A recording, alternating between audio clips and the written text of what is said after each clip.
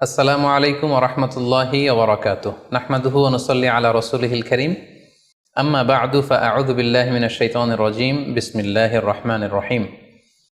প্রিয় দিনী ভাই এবং বোনেরা, আজকে আমরা স্বপ্ন নিয়ে কথা বলবো। ইসলামে স্বপ্নের গুরুত্ব এবং তাৎপর্যের ব্যাপারে আমরা প্রায়ই অনেকের কাছ থেকে শুনে থাকি যে তারা ভয়ঙ্কর কিছু স্বপ্ন দেখে থাকেন এবং অনেকে স্বপ্ন দেখে এই স্বপ্নের ব্যাখ্যা কি হতে পারে বা তাবির কি হতে পারে সেটি জানবার জন্য অনেক সময় আমাদের শরণাপন্ন হন, বা অনেক মানুষ অনেক ধরনের স্বপ্ন দেখে থাকেন। এ ব্যাপারে আমাদের কাছে ওনারা জানতে চান যে এই স্বপ্নের মানে কি, এটার তাৎপর্য কি, এটা অর্থবহ কিনা, বা তাদের কি করা উচিত। তো সেজন্য আজকে আমরা এই স্বপ্ন নিয়ে the significance of dream in Islam এই ব্যাপারে বিস্তর আলোচনা করবার চেষ্টা করবো। আমা তাওফিকি ইল্লা বিল্লাহ। আজকে বেসিকলি স্বপ্নের ব্যাপারে আমরা 10টি পয়েন্টে কথা উপস্থাপন করবার চেষ্টা করব। সেগুলো হচ্ছে, প্রথমে আমরা জানবো স্বপ্নের গুরুত্ব ও তাৎপর্যের ব্যাপারে, তারপর জানবো স্বপ্নের প্রকারভেদ, ভালো স্বপ্ন দেখলে করণীয়, খারাপ স্বপ্ন দেখলে করণীয়, তারপর কোন ধরনের স্বপ্নের ব্যাখ্যা প্রয়োজন এবং কোন স্বপ্নের ব্যাখ্যা প্রয়োজন নেই, সত্য স্বপ্নের আলামত অথবা কিভাবে বুঝবো যে আমার স্বপ্নটা অর্থবহ কিনা, স্বপ্নের ব্যাপারে কিছু ইসলামী দিক নির্দেশনা, স্বপ্নে আল্লাহ রাসূল সাল্লাল্লাহু আলাইহি সাল্লামকে দেখা প্রসঙ্গে, যুগে যুগে স্বপ্ন ব্যাখ্যায় কারা পারদর্শী ছিলেন, এবং সবশেষে কোরআন সুন্নাহর আলোকে বিভিন্ন প্রতীক বা চিহ্নের দিকে খেয়াল রেখে স্বপ্নের ব্যাখ্যা। এই 10টি পয়েন্টে আজকে আমরা স্বপ্ন নিয়ে আলোচনা করার চেষ্টা করব ইনশাআল্লাহ। আমরা সাধারণত অনেকে মনে করে থাকি যে স্বপ্ন হচ্ছে নিছক একটি স্বপ্ন বা এটা কল্পনাপ্রসূত বিষয়। মুমিনের জীবনে বা বিশ্বাসীর জীবনে স্বপ্ন শুধু নিছক স্বপ্ন নয়, বরং এটা মুমিন জীবনে অনেক অর্থবহ এবং তাৎপর্যপূর্ণ। মুমিন জীবনে এটা একটা ভালো স্বপ্ন হতে পারে আল্লাহ তাআলার পক্ষ থেকে কোনো ধরনের সুসংবাদ কিংবা দিক নির্দেশনা, কিংবা হতে পারে বান্দার প্রতি সতর্কবাণী। একচোখা বস্তুবাদীরা বলে থাকে আমরা যখন ঘুমাই তখন মস্তিষ্ক আমাদের স্মৃতিগুলো নিয়ে নাড়াচাড়া করে, আমাদের স্মৃতিগুলোকে পুনর্বিন্যাস করে, আর সেটাই আমাদের কাছে স্বপ্ন হিসেবে ধরা দেয়। অর্থাৎ তারা বলতে চায় যে স্বপ্ন হচ্ছে ঘুমের ঘোরে আমাদের দৈনন্দিন জীবনে ঘটে যাওয়া আমাদের চিন্তা বা ভাবনার প্রতিচ্ছবি। কিন্তু ইসলামের দৃষ্টিতে স্বপ্ন শুধু আমাদের চিন্তা ভাবনার প্রতিচ্ছবি নয়, এটা হতে পারে আল্লাহ তাআলার পক্ষ থেকে সুসংবাদ, হতে পারে গ্ল্যাড টাইডিংস কিংবা সতর্কবাণী। তাই এই স্বপ্নের ব্যাপারে আমাদেরকে খুব ভালো ধারণা রাখা উচিত। শুরুতে আমরা বলবো যে এর গুরুত্ব এবং তাৎপর্য কতটুকু। স্বপ্ন হচ্ছে নবুয়তের সূচনা। নবুয়তের সূচনা হয়েছিল স্বপ্নের মাধ্যমে। আল্লাহ রাসূল সাল্লাল্লাহু আলাইহি ওয়াসাল্লাম যখন নবী হিসেবে অফিসিয়ালি অ্যাসাইন্ড হন, তার আগে তিনি টানা 6 মাস স্বপ্ন দেখেছেন, যেটা সহিহ বুখারীতে এসেছে। আউয়ালু মা বুদিআ বিহি রাসূলুল্লাহ সাল্লাল্লাহু আলাইহি ওয়াসাল্লাম আর-রুইয়া আস-সাদিকা ফিন-নাওম। রাসূল সাল্লাল্লাহু আলাইহি ওয়াসাল্লামের কাছে ওহী বা রেভেলেশনের সূচনা হয়েছিল স্বপ্নের মাধ্যমে। ফাকানা লা ইয়ারা রুইয়া ইল্লা জাআত মিসলা ফালাকিস সুবহি। আর রাতে স্বপ্নে রাসূল সাল্লাল্লাহু আলাইহি ওয়াসাল্লাম যা দেখতেন, দিনের বেলা সেটা প্রভাতের সূর্য কিরণের ন্যায় রাসূল সাল্লাল্লাহু আলাইহি ওয়াসাল্লামের কাছে সুস্পষ্ট হয়ে যেত। অর্থাৎ যা তিনি রাতে দেখতেন স্বপ্নে, দিনের বেলা সেটাই হুবহু ঘটে যেত। তো এই হাদিস থেকে আমরা বুঝতে পারি যে স্বপ্ন হচ্ছে ওহীর সূচনা, অর্থাৎ ওহীর সূচনাটা হয়েছিল স্বপ্নের মধ্য দিয়ে। পাশাপাশি আমরা জানি যে ইব্রাহিম আলাইহিস সালাম উনি স্বপ্নে দেখেছিলেন যে উনি ওনার কলিজার টুকরো সন্তান ইসমাঈল আলাইহিস সালামকে জবাই করছেন, যেটা সূরাতুস সাফফাতের 102 নম্বর আয়াতে আল্লাহ তাআলা আমাদেরকে বলছেন। ইব্রাহিম আলাইহিস সালাম বলেছিলেন, ইয়া বুনাইয়া ইন্নী আরা ফিল মানামি আন্নী আযবাহুক ফানজুর মাযা তারা। অর্থাৎ, হে আমার সন্তান ইসমাইল, আমি স্বপ্নে দেখেছি যে আমি তোমাকে জবাই করছি, এখন তোমার অভিমত কি, তোমার অপিনিয়ন কি? সাইয়েদনা ইসমাঈল আলাইহিস সালাম বলেছিলেন, ইফআল মা তুমার সাতাজিদুনি ইনশাআল্লাহু মিনাস সাবিরিন। মানে বাবা, আপনি স্বপ্নে যা দেখেছেন আপনি সেটাই করেন, আপনি আমাকে ধৈর্যশীলদের অন্তর্ভুক্ত পাবেন। ছেলের এই মন্তব্য শুনে সাইয়েদনা ইব্রাহিম আলাইহিস সালাম একটি ধারালো ছুরি নিয়ে সাইয়েদনা ইসমাঈল আলাইহিস সালামকে শুইয়ে দিয়ে জবাই করতে শুরু করলেন। তো এই ঘটনা থেকে বোঝা যায় নবীদের স্বপ্ন এটা সাধারণ কোনো স্বপ্ন নয়, এটা ওহীর অন্তর্ভুক্ত। নবীদের স্বপ্ন যদি নিছক স্বপ্নই হতো, তাহলে একটা স্বপ্নের উপর ভিত্তি করে সাইয়েদনা ইব্রাহিম আলাইহিস সালাম ওনার সন্তানকে জবাই করার জন্য উদ্যত হতেন না। তার মানে বোঝা গেল নবীদের স্বপ্ন হচ্ছে এটা মিন ওয়াহিল্লাহ, এটা আল্লাহ তাআলার পক্ষ থেকে নবীদের প্রতি ওয়াহি। পাশাপাশি আল্লাহ রাসূল সাল্লাল্লাহু আলাইহি ওয়াসাল্লাম যখন মক্কার কাফিরদের দ্বারা অত্যাচারিত হয়ে মদিনায় হিজরত করেছিলেন। মদিনায় যাওয়ার প্রায় 6 বছর পরে 6ষ্ঠ হিজরিতে তিনি স্বপ্ন দেখলেন যে তিনি আবার মক্কায় ফিরে গিয়েছেন। সেখানে তিনি মসজিদুল হারামে প্রবেশ করেছেন এবং বাইতুল্লাহ শরীফ তিনি তাওয়াফ করছেন। তো এই স্বপ্ন দেখার পরে আল্লাহ রাসূল সাল্লাল্লাহু আলাইহি ওয়াসাল্লাম সাহাবাদেরকে নিয়ে উমরা করার জন্য মক্কায় রওনা হলেন। এটাই প্রমাণ করে যে স্বপ্ন যদি নবীদের জন্য নিছক স্বপ্ন হতো তাহলে এই ঝুঁকি, এই রিস্ক আল্লাহ রাসূল সাল্লাল্লাহু আলাইহি ওয়াসাল্লাম নিতেন না। কিন্তু এই ঝুঁকি নিয়েও তিনি উমরা করতে গিয়েছিলেন। যদিও সে বছর তিনি উমরা করতে পারেননি, ওনাকে ফিরে আসতে হয়েছিল। তৎপরবর্তী বছর অর্থাৎ 7ম হিজরিতে তিনি এই উমরাটি সম্পাদন করেছিলেন। তো এই আয়াত এবং রাসূল সাল্লাল্লাহু আলাইহি ওয়াসাল্লামের এই ঘটনাকে কেন্দ্র করে বোঝা যায় স্বপ্ন শুধু নবীদের জন্য স্বপ্ন নয়, এটা ওহীর অন্তর্ভুক্ত। সূরাতুল ফাতহে আল্লাহ তাআলা ইরশাদ করছেন, লাকাদ সাদাকাল্লাহু রাসূলাহুর রুইয়া বিল হক লা তাদখুলুন্নাল মাসজিদাল হারামা ইনশাআল্লাহ। অর্থাৎ আল্লাহ তাআলা আপনার স্বপ্নকে হে নবী অবশ্যই সত্যায়ন করবেন এবং অচিরে ইনশাআল্লাহ আপনি মসজিদুল হারামে উমরা করার জন্য প্রবেশ করবেন। তাহলে প্রথমে আমরা জানলাম যে নবীদের কাছে ওহীর সূচনা, বিশেষ করে রাসূল সাল্লাল্লাহু আলাইহি ওয়াসাল্লামের কাছে ওহীর সূচনা হয়েছিল স্বপ্নের মধ্যে দিয়ে। এরপর আমরা জানলাম নবীদের স্বপ্ন নিছক স্বপ্ন নয়, এটা ওহীর অন্তর্ভুক্ত। এই পর্যায়ে আমরা জানবো যে বিশ্বাসীদের জন্য, যারা মুমিন, তাদের জন্য স্বপ্নের গুরুত্ব কতটুকু। সেক্ষেত্রে আমরা সহিহ বুখারীর একটা হাদিস উল্লেখ করতে পারি, যেখানে আল্লাহ রাসূল সাল্লাল্লাহু আলাইহি ওয়াসাল্লাম বলেছেন, লাম ইয়াবকা মিনান নবুওয়াতি ইল্লাল মুবাশশিরাত। অর্থাৎ নবুয়ত আর পৃথিবীতে নেই, নবী হওয়ার সুযোগ আর পৃথিবীতে নেই, নবুয়ত বন্ধ হয়ে গিয়েছে। কিন্তু আল্লাহ তাআলার পক্ষ থেকে মুবাশশিরাত কিন্তু বন্ধ হয়নি, মুবাশশিরাত আসবে। সাহাবা জিজ্ঞেস করলেন, ওমাল মুবাশশিরাত, হে আল্লাহ রাসূল মুবাশশিরাত কি? আল্লাহ রাসূল সাল্লাল্লাহু আলাইহি ওয়াসাল্লাম বললেন, আর রুইয়া আস-সালেহা। মুবাশশিরাত হচ্ছে সত্য স্বপ্ন। বিশ্বাসীরা যখন রাত্রিবেলা সত্য স্বপ্ন দেখবে, বিশ্বাসীদের জন্য সত্য স্বপ্ন বা সুন্দর স্বপ্ন নিছক স্বপ্ন নয়, এটা আল্লাহ তাআলার পক্ষ থেকে গ্ল্যাড টাইডিংস, সুসংবাদ হতে পারে অথবা সতর্ক করা হতে পারে। এমনকি আল্লাহ রাসূল সাল্লাল্লাহু আলাইহি সাল্লাম বলেছেন যে ভালো স্বপ্ন হচ্ছে নবুয়তির 46 ভাগের 1 ভাগ। সহিহ বুখারীতে এসেছে, আল্লাহর হাবিব সাল্লাল্লাহু আলাইহি ওয়াসাল্লাম ইরশাদ করেন, আর রুইয়া আস-সালিহা জুজউন মিন 46 জুজআন মিনান নুবুওয়া। অর্থাৎ ভালো স্বপ্ন বা সত্য স্বপ্ন নবুয়তির 46 ভাগের 1 ভাগ। Could you imagine that? কি করে একজন বিশ্বাসী স্বপ্ন নবুয়তির 46 ভাগের 1 ভাগ হতে পারে? তার মানে মুমিনের স্বপ্ন, একজন বিশ্বাসীর স্বপ্নকে আল্লাহ তাআলা অনেক বেশি গুরুত্ব দিয়েছেন। এটা শুধু স্বপ্ন নয়, এটা হতে পারে আল্লাহ তাআলার পক্ষ থেকে একটা গাইডেন্স, হতে পারে কোনো গ্ল্যাড টাইডিংস, সুসংবাদ, হতে পারে কোনো সতর্কতা বাণী।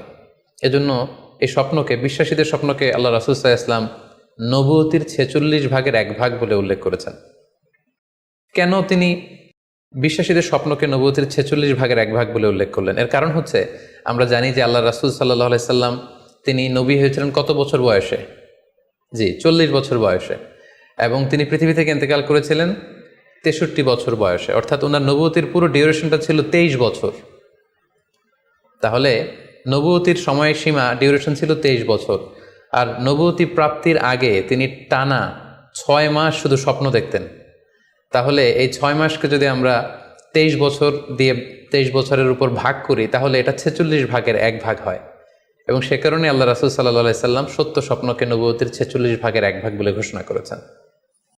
এই পর্যায়ে আমরা জানবো স্বপ্নের প্রকার ভেদের ব্যাপারে। খুব সোজা সাপটা যদি বলতে হয়, তাহলে বলতে হবে যে স্বপ্ন হচ্ছে 3 প্রকার। একটা হচ্ছে আল্লাহ তাআলার পক্ষ থেকে, যেটা আল্লাহ দেখান। আরেকটি হচ্ছে শয়তানের পক্ষ থেকে, যেটি শয়তান মানুষকে দেখায়। আরেকটি হচ্ছে নিজের পক্ষ থেকে, অর্থাৎ সারাদিন আপনি যেটা নিয়ে কনসার্ন, সারাদিন আপনি আপনার চিন্তা ভাবনার মধ্যে যেই জিনিসটাকে স্থান দেন, সেটাই আপনি রাত্রিবেলা দেখেন। অর্থাৎ দিনের বেলা হয়তো কেউ খেলাধুলা নিয়ে খুব ব্যস্ত, সে খুব ফুটবল পছন্দ করে, সারাদিন ফুটবল খেলে। দেখা যাবে যে রাতের বেলাও সে স্বপ্নে দেখছে যে সে ফুটবল খেলছে, অথবা স্টেডিয়ামে যে সে ফুটবল খেলা দেখছে। দিনের বেলা হয়তো সে বাজারে যে ব্যবসা বাণিজ্য করে, রাতেও হয়তো দেখা যাচ্ছে সে যে জিনিসপত্র কিনছে, দরদাম করছে। সো এটা তার পক্ষ থেকে। তাহলে বেসিকলি স্বপ্ন হচ্ছে 3 ধরনের, একটা আল্লাহর পক্ষ থেকে, একটা শয়তানের পক্ষ থেকে, আরেকটা হচ্ছে নিজের পক্ষ থেকে, যেটা আমরা সহিহ মুসলিমের একটি বর্ণনা থেকে জানতে পারি, যেখানে আল্লাহ রাসূল সাল্লাল্লাহু আলাইহি ওয়াসাল্লাম ইরশাদ করছেন, আর রুইয়া সালাসা, স্বপ্ন হচ্ছে 3 ধরনের। ফারুইয়া আস-সালিহা বুশরা মিনাল্লাহ, যেটা ভালো স্বপ্ন সেটা হয় আল্লাহর পক্ষ থেকে। ওয়া রুইয়া তাহজিনুন মিনাশ শাইতান, আরেকটা স্বপ্ন থাকে যেটা শয়তানের পক্ষ থেকে, সেটা ভয় দেখানো হয়।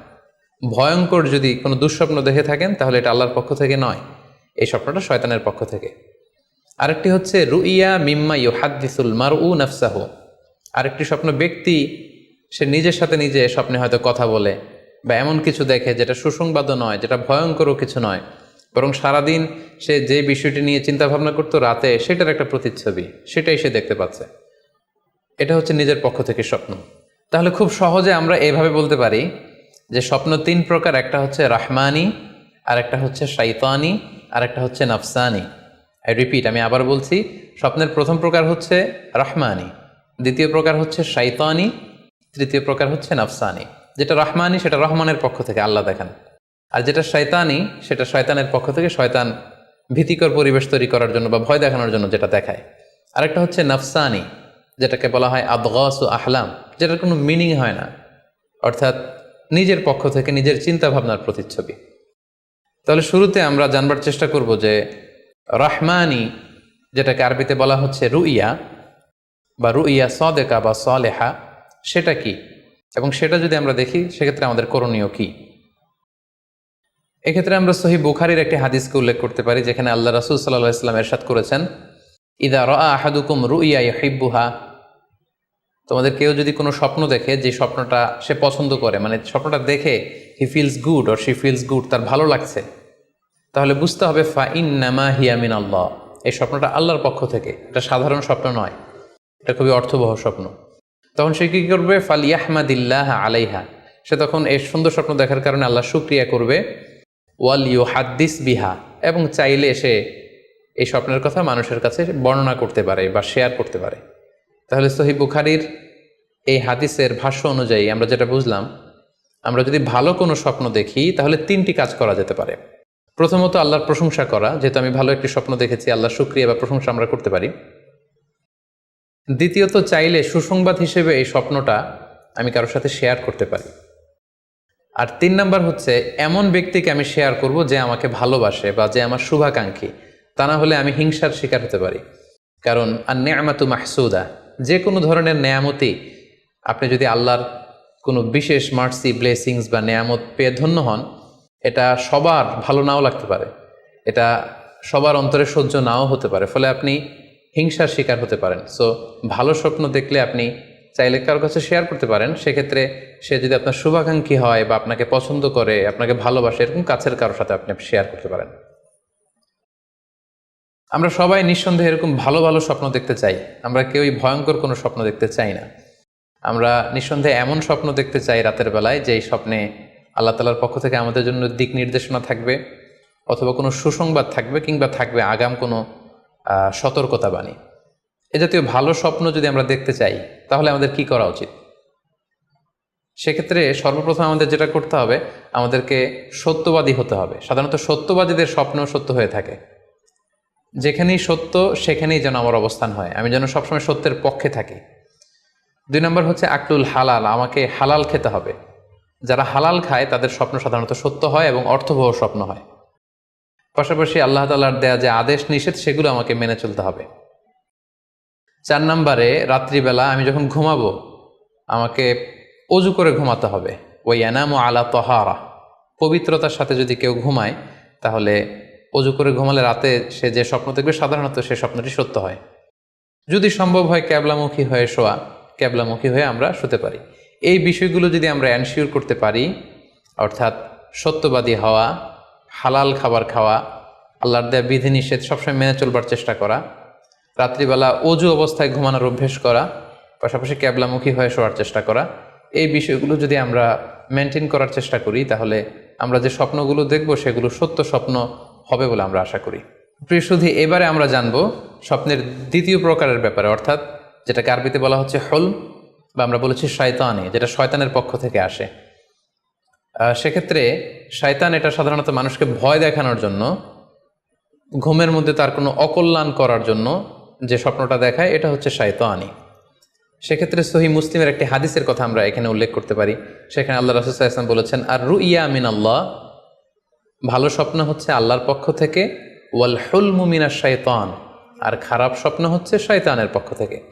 এখন কেউ যদি আমরা এই ভয়ঙ্কর স্বপ্ন রাতে দেখে ফেলি, যেটাকে আমরা নাইট মেয়ার বলি বা হরর ড্রিম বলি, ভয়ঙ্কর স্বপ্ন বা দুঃস্বপ্ন, যেটা দেখে আমরা খুব হাঁপিয়ে উঠি, আমাদের শ্বাস প্রশ্বাসের গতিবিধি বেড়ে যায়, আমরা খুব ভয় পাই, প্রচণ্ড ভয়ে আমরা আটকে উঠি এবং ঘুম ভেঙে যায় আমাদের, এরকম ভয়ঙ্কর স্বপ্ন যদি আমরা দেখি তখন আমরা কি করব?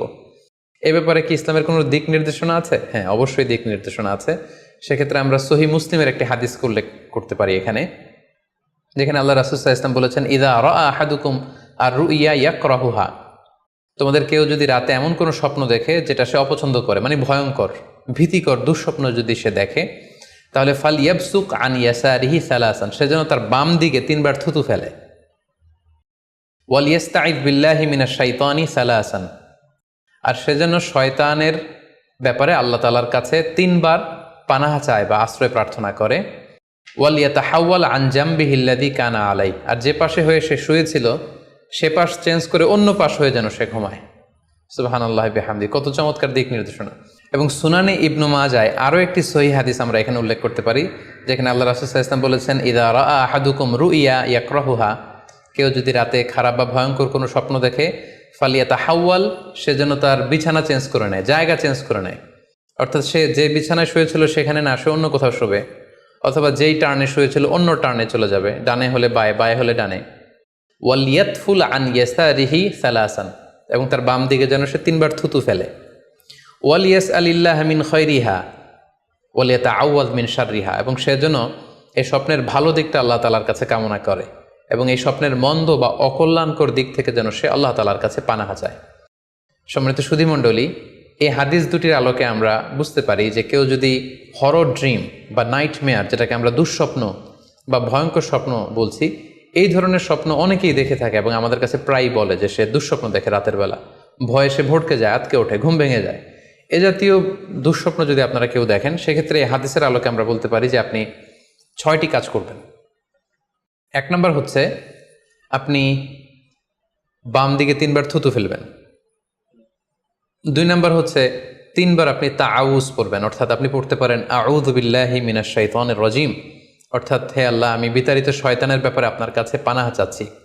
অথবা আপনি পড়তে পারেন আউযু বিল্লাহি মিন শাররিহা, হে আল্লাহ, আমি এই শয়তানের অকল্যাণকর বা যেই এভিল সাইড আছে, খারাপ দিক আছে, এই ব্যাপারে আমি আপনার কাছে পানাহ চাচ্ছি। 3 বার আপনি এটা পড়বেন।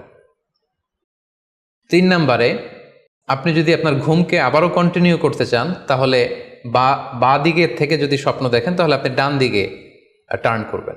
আপনি ডান কাতে ঘুমাচ্ছিলেন এরকম যদি হয়, তাহলে বাম দিকে আপনি সরে যাবেন, অথবা যেখানে শুয়েছিলেন ওই জায়গাটা চেঞ্জ করে অন্য কোথাও শোবেন। 4 নাম্বার হচ্ছে আপনি যদি ঘুম আর কন্টিনিউ করতে না চান, তাহলে আপনি অজু করে ফেলবেন। তাৎক্ষণিক আপনি আপনার ঘুম যদি আপনি কন্টিনিউ করতে না চান, অজু করে ফেলবেন এবং 2 রাকাত সালাত আদায় করবেন। 5 নাম্বার হচ্ছে এই স্বপ্ন আপনি কারোর সাথে শেয়ার করবেন না। এ ব্যাপারে আমরা সামনে বিস্তারিত বলছি। ভয়ঙ্কর স্বপ্ন দেখলে সাধারণত কারোর সাথে শেয়ার করবেন না। যদি শেয়ার করতে হয়, তাহলে প্রলিফিক স্কলার, ভালো আলেম, যার এলেম আছে, যার আমল আছে, এরকম লোক, কিংবা আপনার ওয়েল উইশার যারা আছে, আপনার শুভাকাঙ্ক্ষী, এরকম কারোর সাথে শেয়ার করতে পারেন। 6 নাম্বার, যদি সুযোগ হয় আপনি কিছু চ্যারিটি করে দিতে পারেন, দান করে দিতে পারেন, কারণ সাদাকাতু তারুদ্দুল বালা, দান করলে, চ্যারিটি করলে এটা মানুষের বিপদ বা বালা মুসিবতকে দূর করে দেয়। এ পর্যায়ে আমরা শুনব স্বপ্নের 3 নম্বর প্রকারের ব্যাপারে, অর্থাৎ যেটাকে আমরা বলেছিলাম আদগাস ও আহলাম বা নাফসানি। এটা আল্লাহ তাআলাও দেখান না, যেটা শয়তানও ভয় দেখানোর জন্য দেখায় না, বরং এটা আমার চিন্তা ভাবনার প্রতিচ্ছবি। এটা সাধারণত অর্থহীন স্বপ্ন আমরা বলে থাকি, এটার কোনো অর্থ হয় না, বা আমার কল্পনাপ্রসূত স্বপ্ন। সারাদিন আমি যেটা নিয়ে ভাবি, যেটা নিয়ে আমি কনসার্ন বা টেন্সড, ওইটাই আমি রাতের বেলায় দেখছি। এ জাতীয় স্বপ্ন যদি আমরা দেখি, তাহলে এই স্বপ্নের কোনো অর্থ নেই, এটাতে কোনো দিক নির্দেশনা নেই, এটা সাধারণত অর্থহীন এবং কল্পনাপ্রসূত স্বপ্ন হয়ে থাকে। এই স্বপ্নের কোনো ব্যাখ্যা হয় না। সম্মানিত শুধু এ পর্যায়ে আমরা জানবো যে কোন স্বপ্নের ব্যাখ্যার প্রয়োজন হয় এবং কোন স্বপ্নের কোনো ব্যাখ্যার প্রয়োজন হয় না। সাধারণত ব্যাখ্যা প্রয়োজন হয় কি হয় না, এদিক থেকে স্বপ্ন 2 ধরনের। এক হচ্ছে সরিহ, মানে ডিরেক্ট ড্রিম, যেটা সুস্পষ্ট, অর্থাৎ রাতে আপনি যা স্বপ্নে দেখেছেন দিনের বেলা সেটাই ঘটতে দেখেছেন। আপনি রাতে স্বপ্ন দেখলেন আপনার কোনো একজন কাছের লোক মারা গিয়েছে, এরপরের দিন আপনি শুনলেন আসলেই সেই ব্যক্তিটি মারা গিয়েছে। অথবা রাতের বেলা আপনি কোনো একটা ঘটনা দেখলেন, তারপরের দিন সেই ঘটনাটাই আপনি ঘটতে দেখলেন। এটাকে বলা হয় ডিরেক্ট ড্রিম, মানে সুস্পষ্ট এবং সারিহ, একেবারে স্পষ্ট স্বপ্ন। এটার কোনো ব্যাখ্যার প্রয়োজন হয় না, কারণ আপনি যা দেখেছেন সেটাই ঘটেছে। আরেকটা প্রকার হচ্ছে গয়রু সরিহ, মানে যেটা স্পষ্ট নয়, ইনডিরেক্ট ড্রিম, যেটা অস্পষ্ট। এটা হচ্ছে সিম্বলিক বা আইকনিক ড্রিম। আপনি এমন অস্পষ্ট আইকনিক বা এমন কিছু সিম্বল দেখেছেন রাতে ঘুমের ঘোরে স্বপ্নে, যেটা থেকে সুস্পষ্ট আসলে কিছু বোঝা যায় না, বরং এখানে একটা সিম্বল আছে, এখানে একটা প্রতীক আছে বা আইকন আছে। এই জাতীয় যে স্বপ্নগুলো আছে সাধারণত এগুলোর ব্যাখ্যার প্রয়োজন হয়, যেহেতু আপনি বুঝতে পারছেন না যে এটা দিয়ে আসলে কি বোঝানো হচ্ছে। সম্মানিত সুধী, এ পর্যায়ে আমরা জানার চেষ্টা করব যে সত্য স্বপ্নের আলামত কি কি, অর্থাৎ কিভাবে বুঝবো যে আমি যে স্বপ্নটা দেখেছি এই স্বপ্নটা সত্য কিনা বা অর্থবহ কিনা। অনেকে আমাদের কাছে জানতে চায় যে আমি এই স্বপ্নটা দেখেছি, এটা কি সত্য স্বপ্ন, এটা কি অর্থবহ স্বপ্ন, বা এটা কি আল্লাহর পক্ষ থেকে কোনো গাইডেন্সমূলক বা দিক নির্দেশনা বা সুসংবাদমূলক স্বপ্ন। কিভাবে আমরা বুঝতে পারি?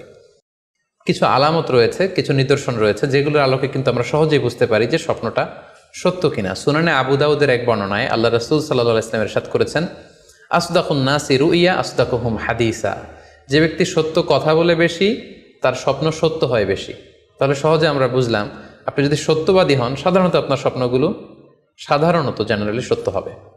সেক্ষেত্রে সত্য স্বপ্ন বা অর্থবহ স্বপ্ন চেনার প্রথম আলামত হচ্ছে এই স্বপ্ন দেখে আপনার ভাল লাগবে। You feel good after seeing the dream. আপনি স্বপ্ন দেখার পরে আপনার খুব স্বস্তি লাগবে, আপনার ভালো লাগবে, আপনার কাছে এই স্বপ্নটা পছন্দ হবে, খুব ভালো লাগবে স্বপ্নটা। যদি এরকম ফিলিং হয় আপনার, তাহলে আপনি বুঝবেন এই স্বপ্নটা সত্য ছিল এবং অর্থবহ ছিল। 2 নাম্বার হচ্ছে true dreams are very short and concise. সত্য স্বপ্ন খুবই শর্ট হয়, কনসাইজ হয়। আরবিতে যেটাকে বলা হয় ওয়াদেহা জালিয়া, খুবই শর্ট, স্পষ্ট, ক্লিয়ার এবং কনসাইজ। অনেকে রাতে অনেক লম্বা লম্বা স্বপ্ন দেখে, লম্বা এপিসোড দেখে, একটার পর একটা ঘটনা দেখতে থাকে, মুভির মতো লম্বা লম্বা ঘটনা সে দেখতে থাকে। এই জাতীয় লম্বা লম্বা ঘটনা যদি আপনি দেখে থাকেন রাতে, বা এপিসোড আকারে একটার পর একটা ঘটনা যেটার সাথে কোনো মিল নেই, এই জাতীয় স্বপ্নের সাধারণত কোনো অর্থ হয় না, এগুলো অর্থবহ স্বপ্ন নয়। অর্থবহ স্বপ্ন চেনার 3 নাম্বার আলামত বা সাইন হচ্ছে রিপিটেশন। অর্থাৎ একই স্বপ্ন যদি আপনি বারবার দেখেন তাহলে বুঝতে হবে এটা অর্থবহ স্বপ্ন, এবং এটার মাধ্যমে আল্লাহ তাআলা আপনাকে কোনো দিক নির্দেশনা বা গাইডেন্স দিতে যাচ্ছেন। আপনাকে বোঝার চেষ্টা করতে হবে যে আসলে আল্লাহ তাআলা আপনাকে কি বোঝাতে চাচ্ছেন। তাহলে 3 নাম্বার হচ্ছে রিপিটেশন। বারবার যদি কোনো স্বপ্ন দেখেন, এই স্বপ্নটা সত্য হবে এবং অর্থবহ হবে। এটা নট নেসেসারি যে আপনি একাই বারবার দেখেন। একজন মানুষ একটা স্বপ্ন বারবার দেখলে যেমনি অর্থবহ, পাশাপাশি একই স্বপ্ন যদি অনেকে দেখে তাহলে সেই স্বপ্নটাও অর্থবহ। অর্থাৎ আপনি একটা স্বপ্ন প্রায় দিন দেখেন, তাহলে বোঝা যাচ্ছে এটা অর্থবহ স্বপ্ন। অথবা একটা স্বপ্ন অনেক লোক একসাথে দেখেছে, তারপরের দিন একে অপরের সাথে শেয়ার করে বোঝা গেল যে সবাই একই স্বপ্ন দেখেছে, তাহলে বোঝা যাবে এটা সাধারণ স্বপ্ন নয়, এটা অর্থবহ স্বপ্ন, মিনিংফুল স্বপ্ন। যেমন এক্ষেত্রে আমরা লাইলাতুল কদরের একটা হাদিসের কথা উল্লেখ করতে পারি। সহিহ বুখারীতে এসেছে, রমাদান মাসে সাহাবারা স্বপ্ন দেখলেন, অনেক সাহাবা একসাথে স্বপ্ন দেখলেন যে ওনাদেরকে বলা হচ্ছে রমাদানের শেষ দশকের শেষ 7 দিনের যে কোনো একদিন কদর হয়ে যেতে পারে। ওনারা সবাই এসে সাহাবা রিদওয়ানুল্লাহ তাআলা আলাইহিম আজমাইন আল্লাহ রাসূল সাল্লাল্লাহু আলাইহি ওয়াসাল্লামের কাছে বললেন, ইয়া রাসূলুল্লাহ, আমি স্বপ্নে দেখেছি যে বলা হচ্ছে কদরের জন্য রমজানের শেষ 7 দিনকে তালাশ করতে। আরেকজন এসে একই কথা বলল যে ইয়া রাসূলুল্লাহ, আমি দেখেছি রমজানের শেষ 7 দিনে কদর হতে পারে। তো এরকম অনেক সাহাবা যখন আল্লাহ রাসূল সাল্লাল্লাহু আলাইহি ওয়াসাল্লামের কাছে এসে এই ঘটনা বলল, তখন আল্লাহ রাসূল সাল্লাল্লাহু আলাইহি ওয়াসাল্লাম বললেন, আরা রুইয়াকুম কদ তাওয়াতাআত ফিস সাবইল আওয়াখির, যে আমি দেখতে পেলাম যে তোমাদের স্বপ্নটা রমজানের শেষ 7 দিনের ব্যাপারে ঐকমত্য হয়েছে। একই ধরনের স্বপ্ন তোমরা সবাই দেখেছো, তাই তোমরা রমজানের শেষ দশকের শেষের 7 দিনে কদর তালাশ করো। রমজানের শেষ দশকের শেষ 7 দিনে কদর হয়ে যাওয়ার সম্ভাবনা বেশি। সেই বুখারীর এই হাদিসের আলোকে কিন্তু আমরা বুঝতে পারলাম যে একটি স্বপ্ন, একই ধরনের ঘটনা যদি অনেকে দেখে তাহলে এটা অর্থবহ। পাশাপাশি এক্ষেত্রে আমরা আজানের হাদিসটি উল্লেখ করতে পারি। আমরা এখন নামাজের আগে যে আজান দেয়া হয়, শুরুর দিকে কিন্তু সাহাবাদের আজানের পদ্ধতি জানা ছিল না। তখন সাহাবারা আল্লাহ রাসূল সাল্লাল্লাহু আলাইহি ওয়াসাল্লামের সাথে কনসাল্ট করছিলেন যে কিভাবে আজান দেয়া যায়, অর্থাৎ কিভাবে ঘোষণা দেয়া যায় সালাতের জন্য। একজন সাহাবা বলল, আমরা আগুন জ্বালিয়ে দিব, আগুনের ধোঁয়া দেখে মদিনার সবাই বুঝবে যে এখন সালাতের সময়, তো সবাই চলে আসবে। আরেকজন বলল, না, প্রতিদিন আগুন জ্বালানো এটা নিরাপদ না, বরং আমরা খ্রিস্টানদের মতো বেল বাজিয়ে দিব, একজন বেল রিঙ্গার রাখবো, যে ঘন্টা বাজালে ঘন্টার আওয়াজ শুনে খ্রিস্টানদের মতো চার্চে যেন লোকজন আসে, বাকিরা সবাই নামাজ পড়তে চলে আসবে। তো এক একজনের এক এক পরামর্শ শুনে আল্লাহ রাসূল সাল্লাল্লাহু আলাইহি ওয়াসাল্লাম কোনো সিদ্ধান্তে আসতে পারলেন না। তারপরের দিন একজন সাহাবা চমৎকার একটি স্বপ্ন দেখলেন। তিনি স্বপ্নে দেখলেন, ওনার নাম হচ্ছে আবদুল্লাহ ইবনে যায়েদ ইবনে আব্দে রব্বি। উনি স্বপ্নে দেখলেন যে একজন লোক, খুব সম্ভবত ফেরেশতা হবেন, তার গায়ে দুইটা সবুজ রঙের জামা এবং তার হাতে বেল, ঘণ্টা। তখন তিনি ওনাকে জিজ্ঞেস করলেন, আপনি কি ঘণ্টা বিক্রি করেন? তখন স্বপ্নে সেই লোকটি বলল, ঘণ্টা দিয়ে তুমি কি করবে? তো সাহাবী বললেন যে ঘণ্টা দিয়ে আমরা নামাজের জন্য আহ্বান করব। তো স্বপ্নে সেই সবুজ কাপড় পরিহিত লোক বলল যে ঘণ্টার চাইতেও যদি চমৎকার একটা আইডিয়া তোমার সাথে শেয়ার করি, সেটাকে তুমি শুনবে? সাহাবী বললেন, হ্যাঁ, শুনবো। তখন তিনি বললেন, ঘণ্টা না বাজিয়ে তোমরা উঁচু একটা জায়গায় দাঁড়িয়ে আল্লাহু আকবার, আল্লাহু আকবার, আল্লাহু আকবার, আল্লাহু আকবার, আশহাদু আল্লা ইলাহা ইল্লাল্লাহ, আশহাদু আন্না মুহাম্মাদুর রাসূলুল্লাহ, এই বাক্যগুলো তোমরা বলবে। এই বাক্যগুলোর মধ্য দিয়ে আল্লাহর বরত্বের ঘোষণা হবে, রাসূল সাল্লাল্লাহু আলাইহি ওয়াসাল্লামের রিসালাতের ঘোষণা হবে, মানুষকে চমৎকার বাক্যে নামাজের দিকে ডাকাও হবে, ফলে লোকজন নামাজেও চলে আসবে। এই চমৎকার কথা শুনে সাহাবা তো অবাক হয়ে গেলেন, ওনার ঘুম ভেঙে গেল। উনি সকালবেলা আল্লাহ রাসূল সাল্লাল্লাহু আলাইহি ওয়াসাল্লামের কাছে এসে পুরো ঘটনা শোনালেন যে একজন লোককে আমি দেখলাম হাতে ঘণ্টা, আমি বললাম ঘণ্টা কিনবো সালাতের আহ্বানের জন্য, তিনি আমাকে এই কয়েকটা বাক্য শিখিয়ে বললেন, ঘণ্টা না বাজিয়ে এই বাক্যগুলো দিয়ে আহ্বান করলে কেমন হয়। আল্লাহ রাসূল সাল্লাল্লাহু আলাইহি ওয়াসাল্লাম এই স্বপ্নের কথা শুনে তিনি অভিভূত হলেন। তিনি বললেন, তুমি ঠিকই দেখেছ, তুমি সঠিক স্বপ্ন দেখেছ। যেহেতু বেলালের কণ্ঠ খুব দরাজ, বেলালকে ডাকো, আমাদের ঘণ্টাও বাজানোর দরকার নেই, আগুন জ্বালানোর দরকার নেই, বেলালকে বাক্যগুলো মুখস্থ করিয়ে দাও। বেলাল মসজিদে নববীর পাশে দাঁড়িয়ে আওয়াজ করে এই আজান দিবে, এই ঘোষণা দিবে। এই আজান শুরু হলো। বেলাল রাদিয়াল্লাহু তাআলা আনহু একটা উঁচু জায়গায় দাঁড়িয়ে আল্লাহু আকবার, আল্লাহু আকবার বলে তিনি আজান দিতে শুরু করলেন। এই বাক্যগুলো শুনে সাইয়েদনা ওমরে ফারুক দৌড়াতে দৌড়াতে আল্লাহ রাসূল সাল্লাল্লাহু আলাইহি ওয়াসাল্লামের কাছে আসলেন। এসে বললেন, ইয়া রাসূলুল্লাহ, বেলাল এই বাক্যগুলো কোত্থেকে শিখেছে? গত রাতে তো আমি দেখেছি যে আমাকে একজন লোক বলেছে যে তোমরা এই বাক্যগুলোকে ব্যবহার করে লোকজনকে সালাতের জন্য আহ্বান করো। আল্লাহ রাসূল সাল্লাল্লাহু আলাইহি ওয়াসাল্লাম শুনে অবাক হলেন। অর্থাৎ ওই সাহাবী ঠিক যেমন স্বপ্ন দেখেছেন, ইসলামের দ্বিতীয় খলিফা সাইয়েদনা ওমরে ফারুক রাদিয়াল্লাহু তাআলা আনহু উনিও একই স্বপ্ন দেখেছেন। তার মানে একই স্বপ্ন যদি একাধিক লোকজন দেখে থাকে, সেটা যেমনি অর্থবহ, আবার আপনি একাও যদি একটি স্বপ্ন বারবার বারবার দেখেন, সেটাও অর্থবহ। আমরা আজান যে কিভাবে ইন্ট্রোডিউস হলো মুসলিম কমিউনিটির মধ্যে, এই হাদিসের আলোকে বুঝতে পারি যে কোনো স্বপ্ন আপনি বারবার দেখলে বা অনেকে একই স্বপ্ন দেখলে সে স্বপ্নটা অর্থবহ হবে। অর্থবহ স্বপ্ন দেখার 4 নম্বর সাইন হচ্ছে শেষ রাতের স্বপ্ন সাধারণত অর্থবহ হয়, অর্থাৎ লাস্ট 1/3 অফ দ্য নাইট, রাতের শেষাংশে যদি আপনি ফজরের আগ দিয়ে যে স্বপ্নটা মানুষ দেখে, সাধারণত এই স্বপ্নটা অর্থবহ হয়, এটা সত্য স্বপ্ন হয়। কারণ এই টাইমে আল্লাহ তাআলা প্রথম আকাশে নেমে আসেন বা মনোনিবেশ করেন এবং ডাকতে থাকেন, কার রিজিকের দরকার আমি রিজিক দেব, কার অর্থের দরকার আমি অর্থ এর ব্যবস্থা করে দেব, কার কি দরকার আমার কাছে চাও, অসুস্থরা আমি তাদেরকে সুস্থ করে দেব। সো ওই টাইমে আল্লাহ তাআলার বিশেষ একটা রহমত পৃথিবীতে নেমে আসে, ফলে শেষ রাতের স্বপ্ন সাধারণত অর্থবহ স্বপ্ন হয়। পাশাপাশি হাদিসে এসেছে যে কিয়ামতের আগ দিয়ে মুমিনরা যে স্বপ্নগুলো দেখবে, এই স্বপ্নগুলো সাধারণত অর্থবহ হবে। অর্থাৎ কিয়ামতের একেবারে আগ মুহূর্তে যখন মুসলমানরা খুব স্ট্রাগল করবে, মুসলমানরা যখন খুব বিপদে থাকবে, তখন মুসলমানদের যে স্বপ্নগুলো তারা রাতের বেলা দেখবে, এগুলো মিথ্যা হবে না, বেশিরভাগ স্বপ্নই সত্য হবে, অর্থবহ হবে। যেটা আমরা সহিহ বুখারীর একটা হাদিস থেকে জানতে পারি, যেখানে আল্লাহ রাসূল সাল্লাল্লাহু আলাইহি ওয়াসাল্লাম ইরশাদ করেছেন, ইযা ইকতারাবা যামানু লাম তাকাদ রুইয়াল মুমিনি তাকযিব, অর্থাৎ কিয়ামতের সময় যত ঘনিয়ে আসবে, কাছাকাছি আসবে, মুমিন বা বিশ্বাসীদের স্বপ্ন ঠিক তত সঠিক হতে থাকবে। মুমিনদের তখনকার স্বপ্ন বেশিরভাগই সত্য হবে, সেটা মিথ্যা হবে না। তাহলে এই হাদিস থেকে আমরা জানলাম কিয়ামতের আগ দিয়ে মুমিনরা যে স্বপ্নগুলো দেখবে, এগুলো সত্য হবে, অর্থবহ হবে। এ পর্যায়ে আমরা জানবার চেষ্টা করব যে স্বপ্নের ব্যাপারে কিছু ইসলামের দিক নির্দেশনা রয়েছে। আমরা যদি এই দিক নির্দেশনাগুলো, গাইডেন্সগুলো মেনে চলি, তাহলে স্বপ্ন নিয়ে আমাদের খুব একটা কনফিউশনে থাকতে হবে না। সেক্ষেত্রে প্রথম গাইডলাইন হচ্ছে অপ্রয়োজনে স্বপ্ন অন্যের সাথে শেয়ার না করা। Do not mention the dream for interpretation except a prolific scholar or any well wisher to you। কেউ যদি খুব বড় আলেম হয়ে থাকেন, শায়েখ হয়ে থাকেন, তার এলম আছে, আমল আছে, এরকম কারো কাছে শেয়ার করতে পারেন। অথবা আপনার শুভাকাঙ্ক্ষী, আপনাকে ভালো অ্যাডভাইস করতে পারে, আপনাকে পছন্দ করে, এরকম লোক ছাড়া কারো কাছে স্বপ্ন শেয়ার করা যাবে না। সুনানে তিরমিজিতে স্বপ্ন অন্যের সাথে শেয়ার না করার ব্যাপারে একটি হাদিস এসছে, যেখানে আল্লাহ রাসূল সাল্লাল্লাহু আলাইহি সাল্লাম বলেছেন, লা ইয়াকুসুহা ইল্লা আলা ওয়াদ্দিন, অর্থাৎ যে তোমাকে পছন্দ করে এমন কারো কাছে ছাড়া স্বপ্ন শেয়ার করবে না।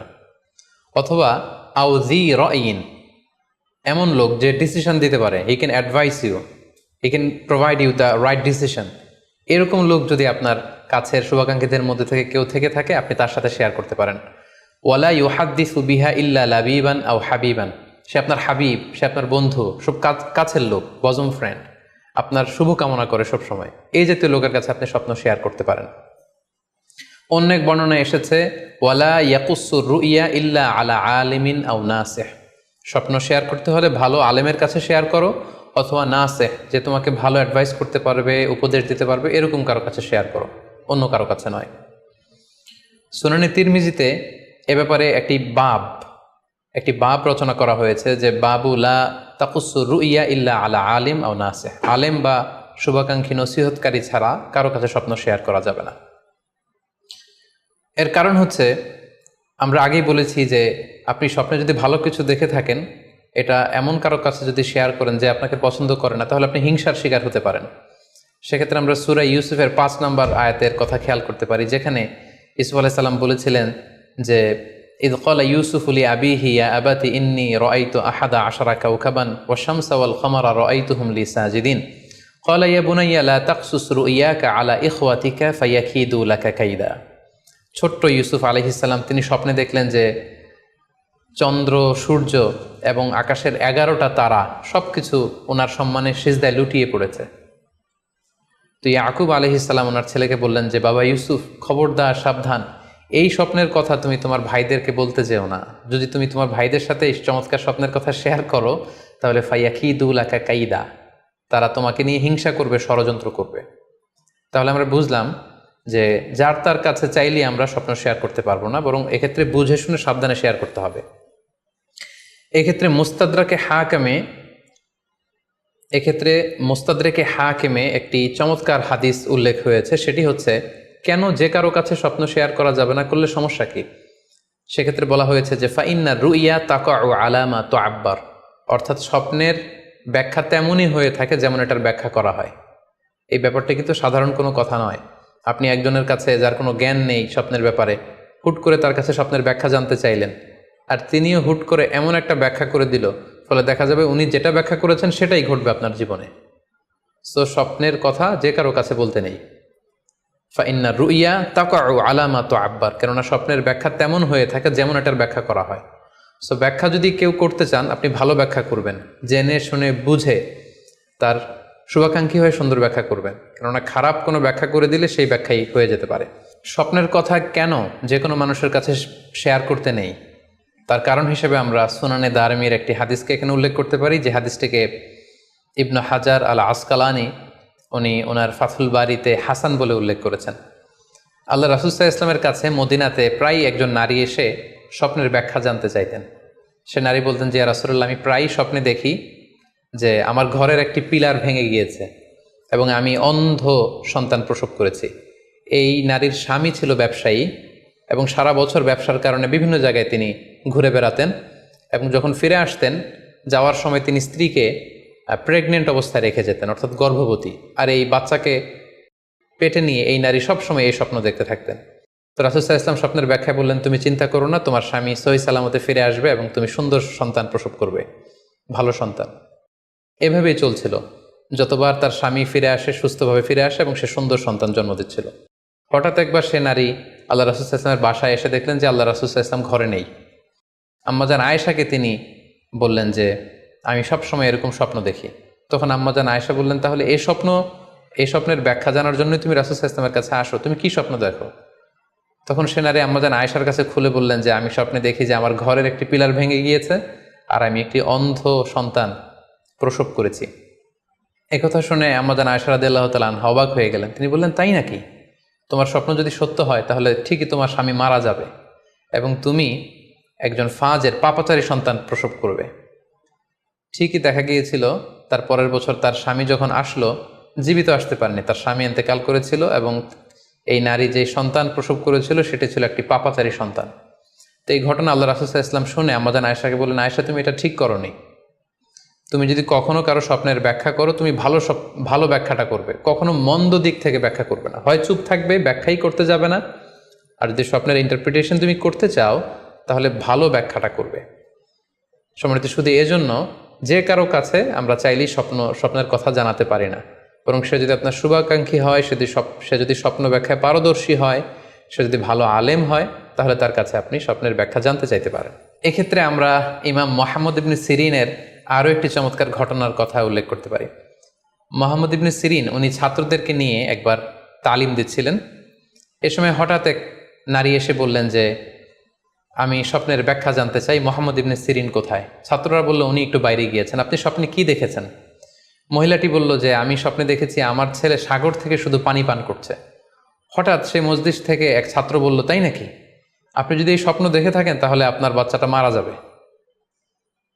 ইমাম মুহাম্মদ ইবনে সিরিন পরবর্তীতে যখন আসলেন, এসে ছাত্রদের কাছে যখন জানতে পারলেন, তখন তিনি বললেন যে তুমি কেন এই স্বপ্নের ব্যাখ্যা করেছো? কারণ সাগরের লোনা পানি এটা যে সবসময় অযোগ্য, পানের অযোগ্য ব্যাপারটা এমনটা নয়, সাগরের ভেতরে তো মণিমুক্তাও আছে। বরং আমি হলে ব্যাখ্যা করতাম যে তোমার ছেলে সাগর থেকে পানি খাচ্ছে, তোমার ছেলে অনেক বড় আলেম হবে। কিছুদিন পরে আরেক লোক এসে মুহাম্মদ ইবনে সিরিনের কাছে জানতে চাইলেন যে আমি স্বপ্নে দেখছি যে আমার ছেলে সাগর থেকে শুধু পানি নিয়ে খাচ্ছে। তিনি বললেন আশা করা যায় তোমার ছেলে অনেক বড় আলেম হবে। ঠিকই দেখা গেল কিছুদিন পরে যেই মহিলাটি স্বপ্নের ব্যাখ্যা জানতে এসেছিলেন তার ছেলেটি মারা গিয়েছে, আর ওই যেই লোক মুহাম্মদ ইবনে সিরিনের কাছে স্বপ্নের সুন্দর ব্যাখ্যা নিয়ে গেলেন তার ছেলে ওই সময়ের অনেক বড় আলেম হয়েছিল। এজন্য সম্মানিত শুধু যে কারো কাছে স্বপ্নের ব্যাখ্যা জানতে চাইতে নেই, আর স্বপ্নের ব্যাখ্যা যদি করতে হয় ভালো ব্যাখ্যা করতে হবে, তা না হলে চুপ থাকতে হবে। স্বপ্নের ক্ষেত্রে ইসলামের যে দিক নির্দেশনা, সেক্ষেত্রে আরও একটি দিক নির্দেশনা হচ্ছে স্বপ্ন কখনো শরীয়তের দলিল হতে পারে না। কেবলমাত্র নবীদের স্বপ্নই হচ্ছে ওহী, কিন্তু আমরা যারা সাধারণ মুসলমান আমাদের স্বপ্ন কখনো শরীয়তের দলিল হতে পারে না। এটা আপনার জন্য কোনো একটা বিশেষ ধরনের অনুধাবন হতে পারে, আপনার বিশেষ ফিলিংস হতে পারে, আপনার একার জন্য কোনো ধরনের গাইডেন্স হতে পারে আল্লাহর পক্ষ থেকে, কিন্তু এটাকে শরীয়তের দলিল বলে চালিয়ে দেওয়া যাবে না। আমরা প্রায় শুনি অমুক পীর সাহেব একটা স্বপ্ন দেখেছেন এবং তার মুরিদেরা এই স্বপ্নের আলোকে বিভিন্ন কাজ করতে শুরু করেছেন, এটাকে শরীয়তের অংশ মনে করে। খুব রিসেন্টলি করোনা ভাইরাস আউটব্রেকের টাইমে মামুন মারুফ নামে এক ছেলের স্বপ্নের কথা আমরা শুনেছিলাম যে ইটালিতে সে স্বপ্ন দেখেছে করোনা ভাইরাসের সাথে কথা বলেছে। আসলে এই জাতীয় স্বপ্ন কখনো শরীয়তের কোনো সোর্স বা এভিডেন্স হতে পারে না। খুব রিসেন্টলি বুয়েট থেকে পাশ করা মুশতাক মোহাম্মদ আরমান নামে একজন লোকের কথা আমরা শুনেছি যে তিনি দাবি করেছেন তিনি ইমাম মাহাদি, এবং তিনি দাবি করেছেন যে স্বপ্নে তাকে আল্লাহ তাআলা ইমাম মাহাদি বলে পরিচয় করিয়ে দিয়েছে, ফলে লোকজন এসে তার হাতে বায়াত হচ্ছে। অথবা অনেকে দাবি করে থাকেন যে স্বপ্নে তিনি ফকিরি পেয়েছেন, স্বপ্নে এটা হয়েছে সেটা হয়েছে। এরকম কোনো ধরনের স্বপ্নই কিন্তু শরীয়তের অংশ, শরীয়তের দলিল বা এভিডেন্স হতে পারে না। এ পর্যায়ে আমরা জানবার চেষ্টা করব যে স্বপ্নে রাসূলুল্লাহ সাল্লাল্লাহু আলাইহি ওয়াসাল্লামকে দেখা প্রসঙ্গে অনেকে স্বপ্নে আল্লাহ রাসূল সাল্লাল্লাহু আলাইহি ওয়াসাল্লামকে দেখেন, এবং আসলে রাসূল সাল্লাল্লাহু আলাইহি ওয়াসাল্লামকে স্বপ্নে দেখেন কিনা এ ব্যাপারে তাদের মধ্যে অনেক প্রশ্ন থেকে থাকে। এক্ষেত্রে আমরা সহিহ বুখারীর একটি চমৎকার হাদিস উল্লেখ করতে পারি, যেখানে আল্লাহ রাসূল সাল্লাল্লাহু আলাইহি ওয়াসাল্লাম ইরশাদ করেছেন, মান রাআনি ফিল মানামি ফাকাদ রাআনি, যে আমাকে স্বপ্নে দেখলো, আল্লাহ রাসূল সাল্লাল্লাহু আলাইহি ওয়াসাল্লাম নিজে বলছেন যে আমাকে স্বপ্নে দেখলো সে আসলেই আমাকেই দেখলো। কারণ ফা ইন্না শাইতানা লা ইয়াতামাসসালু ফি সূরাতি, শয়তান কখনো আমার আকৃতি, আমার শেপ ধারণ করতে পারে না। অর্থাৎ আপনি যদি রাসূল সাল্লাল্লাহু আলাইহি ওয়াসাল্লামকে স্বপ্নে দেখেন তাহলে আপনি রাসূল সাল্লাল্লাহু আলাইহি ওয়াসাল্লামকেই দেখেছেন, আপনি শয়তানকে দেখেননি। কারণ শয়তান কখনো রাসূল সাল্লাল্লাহু আলাইহি ওয়াসাল্লামের আকৃতি ধারণ করতে পারে না। তাহলে এই হাদিসের আলোকে আমরা বুঝলাম শয়তান কখনো আল্লাহ রাসূল সাল্লাল্লাহু আলাইহি ওয়াসাল্লামের আকৃতি বা শেপ ধারণ করতে পারে না। তখন প্রশ্ন হচ্ছে আসলে আপনি রাসূল সাল্লাল্লাহু আলাইহি ওয়াসাল্লামকে দেখেছেন নাকি অন্য কাউকে দেখেছেন? শয়তান হয়তো রাসূল সাল্লাল্লাহু আলাইহি ওয়াসাল্লামের আকৃতি ধারণ করলো না, একজন সুশ্রী বয়োবৃদ্ধ সুন্দর আকৃতির মানুষের চেহারা ধারণ করে শয়তান এসে বলল যে আমি আল্লাহ রাসূল। তখন আপনি কিভাবে বুঝবেন যে আপনি রাসূল সাল্লাল্লাহু আলাইহি ওয়াসাল্লামকে দেখেছেন নাকি শয়তানের ধারণ করা অন্য কোনো মানুষের আকৃতিতে কাউকে আপনি দেখেছেন? সেক্ষেত্রে বোঝার মাধ্যম হচ্ছে আল্লাহ রাসূল সাল্লাল্লাহু আলাইহি ওয়াসাল্লামের দাড়ি কেমন ছিল, চেহারা কেমন ছিল, চুল কেমন ছিল, দৈহিক গড়ন কেমন ছিল, আকৃতি কেমন ছিল, এগুলো কিন্তু আমরা হাদিস থেকে পাই, কিংবা শামায়েলে তিরমিজিতে রাসূল সাল্লাল্লাহু আলাইহি ওয়াসাল্লামের বডি স্ট্রাকচার, ওনার চেহারা, ওনার অবয়বের ব্যাপারে বর্ণনা পাই। আপনি স্বপ্নে যাকে দেখেছেন তার চেহারা, আকৃতি এবং বর্ণনা যদি রাসূল সাল্লাল্লাহু আলাইহি ওয়াসাল্লামের দৈহিক বর্ণনার সাথে মিলে যায়, তাহলে বোঝা যাবে যে আপনি আসলেই আল্লাহ রাসূল সাল্লাল্লাহু আলাইহি সাল্লামকে দেখেছেন। কিন্তু আপনি স্বপ্নে দেখা মানুষটি, তার চেহারার সাথে যদি রাসূল সাল্লাল্লাহু আলাইহি ওয়াসাল্লামের চেহারার যে বর্ণনা সেটির সাথে যদি কোনো মিল না থাকে, যদি তার চেহারা রাসূল সাল্লাল্লাহু আলাইহি ওয়াসাল্লামের চেহারার মতো না হয়, শামায়েলে তিরমিজিতে যে বর্ণনা আছে সেরকম যদি না হয়, তাহলে বোঝা যাবে আপনি রাসূল সাল্লাল্লাহু আলাইহি ওয়াসাল্লামকে দেখেননি, বরং অন্য কাউকে দেখেছেন। এক্ষেত্রে আমরা মুহাম্মদ ইবনে সিরিনের ঘটনা উল্লেখ করতে পারি। ওনার কাছে কেউ এসে যদি বলতো যে আমি স্বপ্নে আল্লাহ রাসূল সাল্লাল্লাহু আলাইহি ওয়াসাল্লামকে দেখেছি, তখন মুহাম্মদ ইবনে সিরিন জিজ্ঞেস করতেন, তুমি কি দেখেছো বলো তো? তুমি যাকে দেখেছো তার দাড়ি কেমন, তার চেহারা কেমন, তার চোখ নাক কেমন, তার গড়ন কেমন? তখন ওই ব্যক্তি যখন বর্ণনা দিত, আর সেই বর্ণনা যখন আল্লাহ রাসূল সাল্লাল্লাহু আলাইহি ওয়াসাল্লামের আকৃতির সাথে মিলে যেত, তখন মুহাম্মদ ইবনে সিরিন বলতেন, তুমি ঠিকই স্বপ্নে আল্লাহ রাসূল সাল্লাল্লাহু আলাইহি ওয়াসাল্লামকে দেখেছো। কিন্তু ওই ব্যক্তির বর্ণনা যদি এমন হতো যে না, এর সাথে রাসূল সাল্লাল্লাহু আলাইহি ওয়াসাল্লামের হাদিসে বা শামায়েলে তিরমিজিতে রাসূল সাল্লাল্লাহু আলাইহি ওয়াসাল্লামের দেহের যে বর্ণনা, এটার সাথে কোনো মিল নেই, তখন মুহাম্মদ ইবনে সিরিন বলতেন, না, তুমি স্বপ্নে আল্লাহ রাসূল সাল্লাল্লাহু আলাইহি ওয়াসাল্লামকে দেখোনি, বরং তুমি অন্য কাউকে দেখেছো। এ পর্যায়ে আমরা জানবার চেষ্টা করব যে যুগে যুগে কারা স্বপ্ন ব্যাখ্যায় খুব পারদর্শী ছিলেন। নবীদের মধ্যে সাইয়েদনা ইউসুফ আলাইহিস সালাম, তিনি সবচেয়ে ভালো স্বপ্নের ব্যাখ্যা করতে পারতেন। সাহাবাদের মধ্যে সাইয়েদনা আবু বকর রাদিয়াল্লাহু তাআলা আনহু চমৎকার স্বপ্নের ব্যাখ্যা করতে পারতেন, এবং তাবিঈদের মধ্যে মুহাম্মদ ইবনে সিরিন চমৎকার স্বপ্নের ব্যাখ্যা করতে পারতেন। আর বলার অপেক্ষা রাখে না যে অবশ্যই আল্লাহ রাসূল সাল্লাল্লাহু আলাইহি ওয়াসাল্লাম তিনিও চমৎকার স্বপ্নের ব্যাখ্যা করতে পারতেন। সহিহ মুসলিমে, সুনানে আবু দাউদে একটি হাদিস এসছে যে আল্লাহ রাসূল সাল্লাল্লাহু আলাইহি ওয়াসাল্লাম ফজরের সালাতের পরে তাসবিহ শেষে সাহাবাদের কাছে জানতে চাইতেন যে গতকাল রাতে কে কি স্বপ্ন দেখেছো আমার কাছে বলো, আমি সেই স্বপ্নের ইন্টারপ্রিটেশন তোমাদেরকে জানাবো। কানা নবী সাল্লাল্লাহু আলাইহি ওয়াসাল্লাম ইযা সাল্লা সুবহা আকবালা আলাইহিম বিওয়াজহিহি ফাকালা হাল রাআ আহাদুম মিনকুম আল বারিহাতা রুইয়া। সহিহ মুসলিমের বর্ণনা, ফজরের নামাজের পর তিনি প্রত্যেকদিন জিজ্ঞেস করতেন, গতকাল রাতে কেউ কি কোনো ভালো স্বপ্ন দেখেছো? কেউ কি কোনো স্বপ্ন দেখেছো? আমার কাছে উল্লেখ করো, আমি এটার ব্যাখ্যা করে দিব। সম্মানিত শুধু আমরা বলছিলাম যে ইউসুফ আলাইহিস সালাম খুব ভালো স্বপ্নের ব্যাখ্যা করতে পারতেন, এবং সূরা ইউসুফের 111 নম্বর আয়াতে ব্যাপারে আল্লাহ উল্লেখ করেছেন সাইয়েদনা ইউসুফ আলাইহিস সালামের কথা, যে তিনি বলেছেন, রব্বি কদ আতাইতানি মিনাল মুলকি ওয়া আল্লামতানি মিন তা'ওয়িলিল আহাদিস। মানে হে আমার রব, আপনি আমাকে রুলিং পাওয়ার দিয়েছেন এবং আপনি আমাকে you taught me how to interpret the dreams, কিভাবে স্বপ্নের ব্যাখ্যা করতে হয় এটা আপনি আমাকে শিক্ষাদান করেছেন। এবং সূরা ইউসুফে আমরা জানি যে 3টি স্বপ্নের কথা সেখানে উল্লেখ রয়েছে। ইউসুফ আলাইহিস সালাম নিজেই একটি স্বপ্ন দেখেছিলেন ছোটবেলায়, তারপর দুজন প্রিজনার ইউসুফ আলাইহিস সালামের সাথে জেলখানায় ছিল, তাদের 2টা স্বপ্নের ব্যাখ্যা তিনি করে দিয়েছেন, এবং মিশরের তৎকালীন যে রাজা কিং, সেই কিং এর স্বপ্নের ব্যাখ্যাও সাইয়েদনা ইউসুফ আলাইহিস সালাম করে দিয়েছিলেন। সাহাবীদের মধ্যে সাইয়েদনা আবু বকর রাদিয়াল্লাহু তাআলা আনহু চমৎকার স্বপ্নের ব্যাখ্যা করতে পারতেন, এবং আল্লাহ রাসূল সাল্লাল্লাহু আলাইহি ওয়াসাল্লামও মাঝে মাঝে ইচ্ছা করে আবু বকর রাদিয়াল্লাহু তাআলা আনহুর কাছে স্বপ্নের ব্যাখ্যা জানতে চাইতেন, এবং আবু বকর রাদিয়াল্লাহু তাআলা আনহু নিজেও মাঝে মাঝে ইচ্ছা করে রাসূল সাল্লাল্লাহু আলাইহি ওয়াসাল্লামের কাছে বলতেন যে, ইয়া রাসূলুল্লাহ, এই স্বপ্নের ব্যাখ্যাটা আমি করি। আল্লাহ রাসূল সাল্লাল্লাহু আলাইহি ওয়াসাল্লাম তখন আবু বকর রাদিয়াল্লাহু তাআলা আনহুকে স্বপ্নের ব্যাখ্যা করার অনুমতি প্রদান করতেন।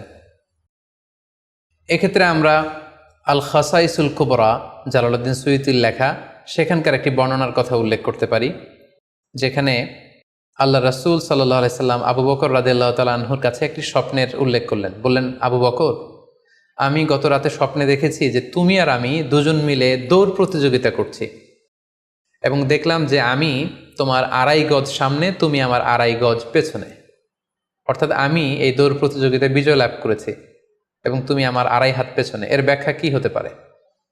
তখন সাইয়েদনা আবু বকর রাদিয়াল্লাহু তাআলা আনহু বললেন, ইয়া রাসূলুল্লাহ, আমার মনে হচ্ছে যে আপনি আমার আগে পৃথিবী থেকে বিদায় নেবেন এবং আপনার ইন্তেকালের 2.5 বছর পরে আমি পৃথিবী থেকে বিদায় নিব, অর্থাৎ আপনি আমার 2.5 বছর আগে পৃথিবী ছাড়বেন আর আমি আপনার 2.5 বছর পরে পৃথিবী ছাড়ব। এবং আমরা যদি বাস্তবতা এবং ইতিহাস খেয়াল করি, তাহলে আমরা সেটাই দেখব যে আল্লাহ রাসূল সাল্লাল্লাহু আলাইহি সাল্লামের ইন্তেকালের 2.5 বছর পরে সাইয়েদনা আবু বকর রাদিয়াল্লাহু তাআলা আনহু তিনি ইন্তেকাল করেছিলেন। সাইয়েদনা আবু বকর রাদিয়াল্লাহু তাআলা আনহুর স্বপ্ন ব্যাখ্যার পারদর্শিতা নিয়ে আমরা এক্ষেত্রে মুস্তাদরিকে হাকিমের একটি হাদিস উল্লেখ করতে চাই, যেখানে এই হাদিসটি মুস্তাদরিকে হাকিমেও এসেছে, সুনানে আবু দাউদেও এসেছে, এবং হাদিসটি সহিহ। আম্মা জান আয়েশা রাদিয়াল্লাহু তাআলা আনহা, উনি একটি স্বপ্ন দেখলেন যে আকাশ থেকে 3টি চাঁদ ওনার ঘরে খসে পড়েছে, এবং এই স্বপ্ন দেখে তিনি ওনার পিতা আবু বকর রাদিয়াল্লাহু তাআলা আনহুকে জিজ্ঞেস করলেন যে আমি স্বপ্নে দেখেছি যে আকাশের 3টি চাঁদ এসে আমার ঘরে পড়েছে, এর ব্যাখ্যা কি হতে পারে? তখন আবু বকর রাদিয়াল্লাহু তাআলা আনহু ওনার কন্যা আম্মা জান আয়েশা রাদিয়াল্লাহু তাআলা আনহাকে বললেন যে এই স্বপ্নের ব্যাখ্যা হচ্ছে এই পৃথিবীর 3 জন মানুষের কবর তোমার ঘরে অবস্থিত হবে। সুবহানাল্লাহি বিহামদি। এবং আমরা জানি যে আল্লাহ রাসূল সাল্লাল্লাহু আলাইহি ওয়াসাল্লাম যখন ইন্তেকাল করলেন তখন আল্লাহ রাসূল সাল্লাল্লাহু আলাইহি ওয়াসাল্লামকে কবর দেওয়া হয়েছিল আম্মা জান আয়েশা রাদিয়াল্লাহু তাআলা আনহার ঘরে। এবং তখন আবু বকর রাদিয়াল্লাহু তাআলা আনহু বলেছিলেন যে আয়েশা, তোমার কি মনে আছে তুমি যে একটা স্বপ্নের ব্যাখ্যা আমার কাছে জানতে চেয়েছিলে যে 3টি আকাশের চাঁদ তোমার ঘরে খসে পড়েছে, এই দেখো আল্লাহ রাসূল সাল্লাল্লাহু আলাইহি ওয়াসাল্লামের কবর তোমার ঘরে হয়েছে, তুমি জেনে রেখো যে 3টা চাঁদের শ্রেষ্ঠ চাঁদ হচ্ছে এটি। এবং আমরা এও জানি যে আবু বকর রাদিয়াল্লাহু তাআলা আনহু ইন্তেকালের পরে আম্মা জান আয়েশার ঘরেই কবর হয়েছে এবং ওমরে ফারুকের কবরও আম্মা জান আয়েশা রাদিয়াল্লাহু তাআলা আনহুর ঘরেই অবস্থিত। তাহলে এই হাদিসগুলোর আলোকে আমরা বুঝতে পারি যে সাহাবাদের মধ্যে আবু বকর রাদিয়াল্লাহু তাআলা আনহু ছিলেন স্বপ্ন ব্যাখ্যায় সবচেয়ে পারদর্শী। তাবিঈদের মধ্যে স্বপ্ন ব্যাখ্যায় সবচেয়ে পারদর্শী ছিলেন মুহাম্মদ ইবনে সিরিন। আমরা ওনার নাম প্রায় শুনে থাকি। তিনি স্বপ্ন ব্যাখ্যার ক্ষেত্রে খুব এক্সপার্ট ছিলেন।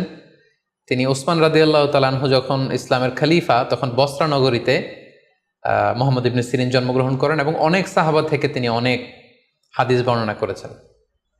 এবং তিনি ইমাম আবু হানিফা আলাইহি রাহমার সমসাময়িক ছিলেন।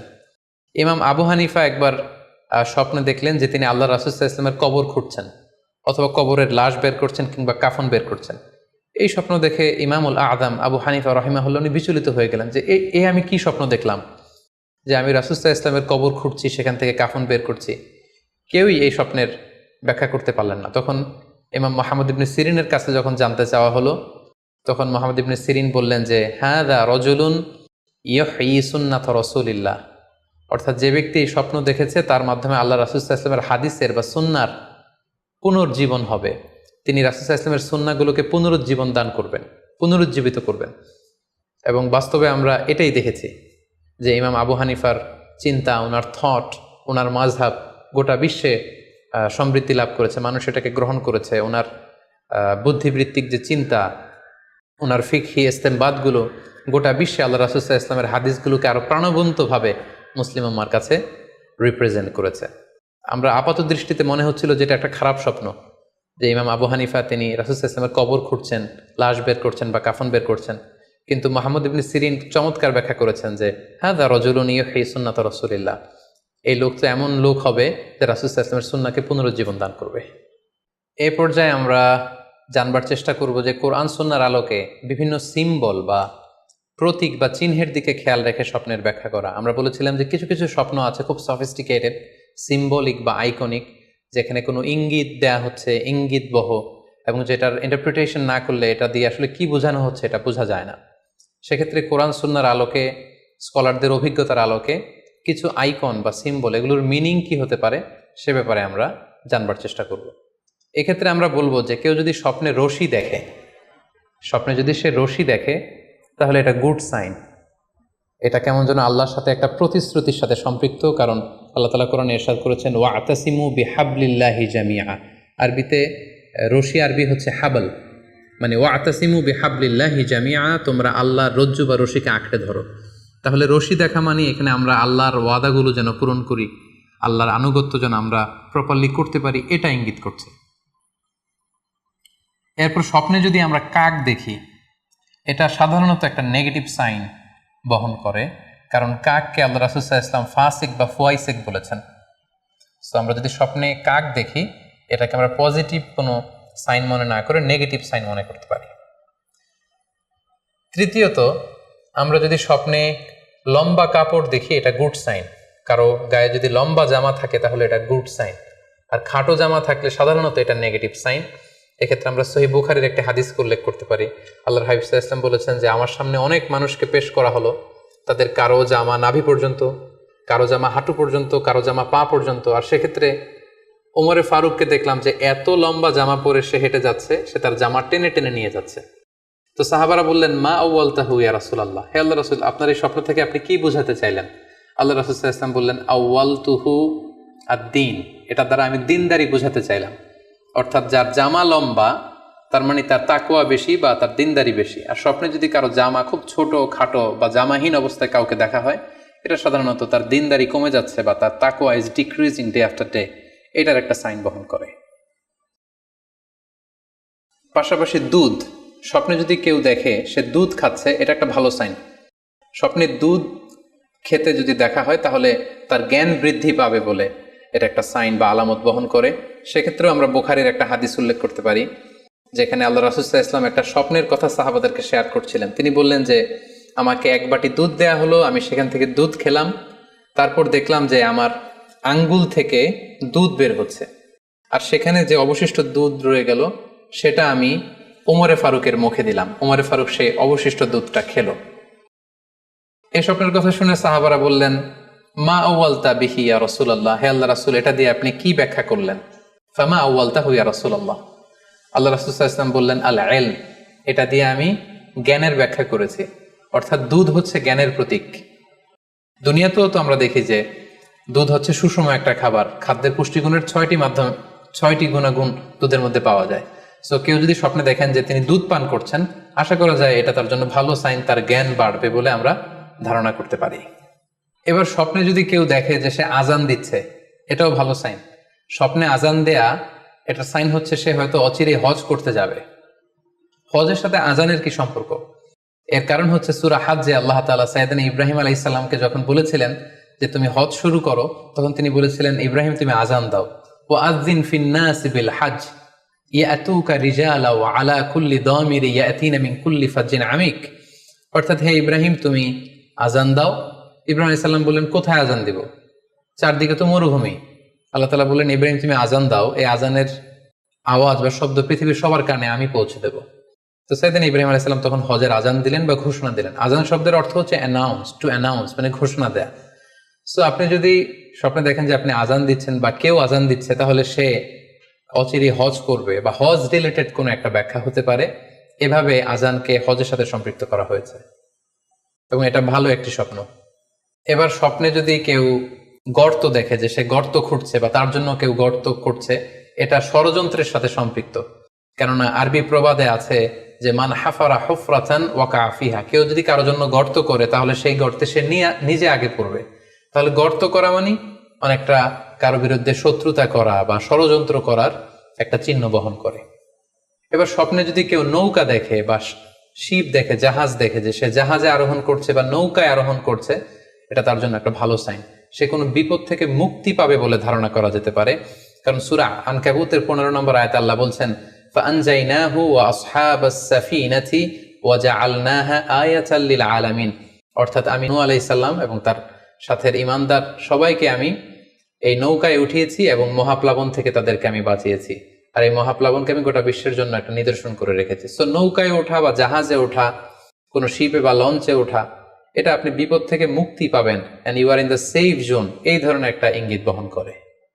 ইমাম মুহাম্মদ ইবনে সিরিনের কাছে এক লোক এসে বলল যে, ইমাম, রাআইতু কাআন্নী আহরুসু আরদান লা তুমবিত, হে ইমাম, আমি স্বপ্নে দেখেছি যে আমি একটি শস্য ক্ষেত্র চাষ করছি কিন্তু কোনো ফসল হচ্ছে না, এটার মানে কি? তিনি ব্যাখ্যা করে দিলেন, আনতা তা'জিলু আন ইমরাতিক, অচিরেই হয়তো তোমার স্ত্রীর সাথে তোমার সেপারেশন হয়ে যেতে পারে। কারণ কোরআনে স্ত্রীকে শস্য ক্ষেত্রের সাথে তুলনা করা হয়েছে মেটাফরিক্যালি। সূরা বাকারার 223 নম্বর আয়াতে আল্লাহ বলছেন, নিসাউকুম হারসুল লাকুম ফাআতু হারসাকুম আন্না শি'তুম। অর্থাৎ তোমাদের স্ত্রীরা হচ্ছে তোমাদের শস্য ক্ষেতের মতো, তোমরা যেভাবে খুশি এই শস্য ক্ষেত্রটাকে সুন্দরভাবে চাষাবাদ করতে পারো। তাহলে শস্য ক্ষেতের সাথে বা ক্রপ ল্যান্ডসের সাথে আপনার স্ত্রীর সাথে সম্পর্ক হওয়া বা সেপারেশন হওয়া, এইভাবে ইঙ্গিত নেওয়া যেতে পারে। সবশেষে একটি ঘটনা উল্লেখ করার মধ্য দিয়ে আমরা এই সিম্বলিক বা আইকনিক ব্যাপারটা শেষ করতে চাই। সেটি হচ্ছে, ব্যক্তির ভিন্নতার কারণে কিন্তু স্বপ্নের ব্যাখ্যাও ভিন্নতা হতে পারে। ব্যক্তি ভিন্নতার কারণে স্বপ্নের ব্যাখ্যাও ভিন্ন হবে। একই স্বপ্ন দুইজন লোক দেখলো, দুইজনের স্বপ্নের ব্যাখ্যা কিন্তু দুরকম হতে পারে। সেক্ষেত্রে আমরা মুহাম্মদ ইবনে সিরিনের একটা ঘটনা উল্লেখ করতে পারি। মুহাম্মদ ইবনে সিরিনের কাছে এক লোক এসে বলল যে, আমি স্বপ্নে দেখেছি আমি আজান দিচ্ছি, এটার ব্যাখ্যা কি? উনি বললেন, তুমি হজ করতে যাবে। তার কিছুদিন পরে আরেক লোক এসে একই স্বপ্ন দেখলো। তিনি বললেন যে, আমি স্বপ্নে দেখেছি যে আমি আজান দিচ্ছি। তো তিনি বললেন, চুরিতে তোমার হাত কাটা যাবে। তো ওনার ছাত্ররা দুইজন লোকের কাছে দুই ধরনের উত্তর দেওয়ার কারণে অবাক হয়ে জিজ্ঞেস করলেন যে, হে ইমাম, একই স্বপ্ন দুইজন দেখলো কিন্তু আপনি এক একজনকে এক এক উত্তর কেন দিলেন? তো তিনি বললেন যে, এই দুইজনকে আমি চিনি এবং তাদের ব্যক্তিগত জীবন সম্পর্কে আমি জানি।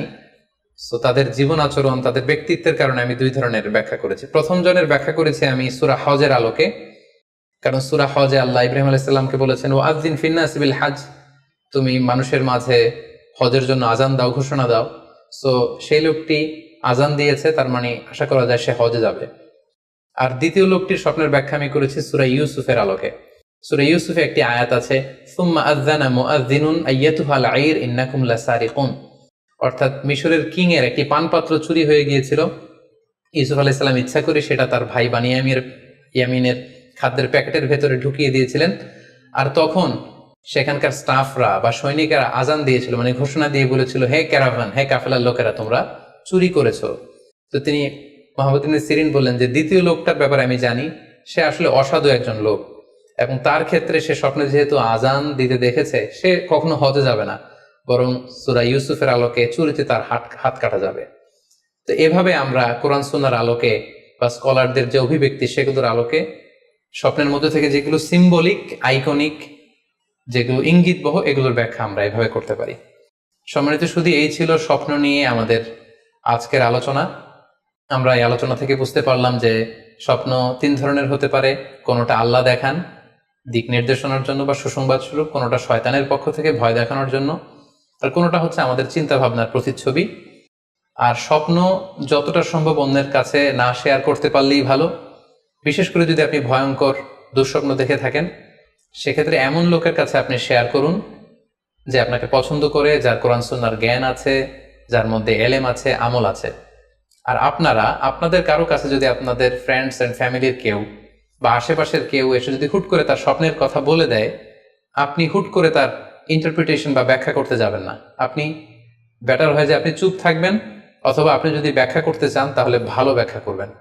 আল্লাহ তাআলা আমাদের সবাইকে কথাগুলো বুঝার ও আমল করার তৌফিক দান করুক। হাযা মা ইনদি ওয়াল ইলমু ইনদাল্লাহ, আলাইহি তাওয়াক্কালতু ওয়া ইলাইহি উনীব। ওয়াসসালামু আলাইকুম ওয়া রাহমাতুল্লাহি ওয়া বারাকাতুহু।